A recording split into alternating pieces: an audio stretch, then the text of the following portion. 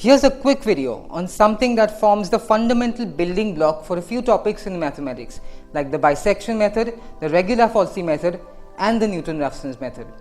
Well, I'm talking about the Bolzano's theorem. So let's find out what this theorem is all about.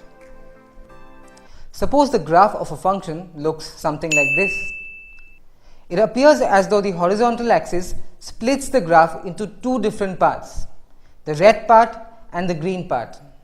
And the point on the horizontal axis that causes this split is nothing but the root of the function. Let's take a point on the horizontal axis to the left of the root, say a point A. Let's take another point on the horizontal axis, but this time to the right of the root, say a point B. When the point is A, the function lies in the positive y quadrant, which means that the value of the function is positive. But when the point is B, the function lies in the negative y quadrant, which means the value of the function is negative. And when you join these two function values by a line or a curve, surely it must pass to the horizontal axis. And the moment it does pass to the horizontal axis, we get a root of the function. Great! So what does that mean?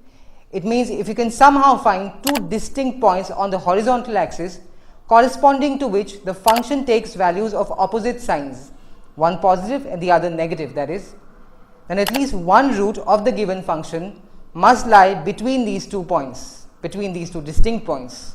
And that is what the Bolzano's theorem is all about. Let's take this function as an example. The roots of this function are 2 and 4. Pretty simple, right? Let me just randomly pick any two distinct values of x, say 1 and 3. If we plug the value x equal to 1 in the given function, we get a positive value. If we plug the value x equal to 3 in the given function, the function becomes negative. Positive, negative, two opposite signs, right? So by Bolzano's theorem, at least one root of the given function must lie between 1 and 3. And indeed, the point 2, which does lie between 1 and 3, is a root of this function.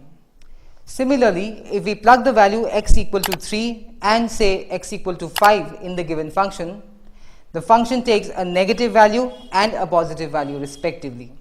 And so again, by Bolzano's theorem, at least one root of the given function must lie between 3 and 5. And well, the point 4, which obviously lies between 3 and 5, is indeed a root of this function. And therefore, Bolzano's theorem for this function is established.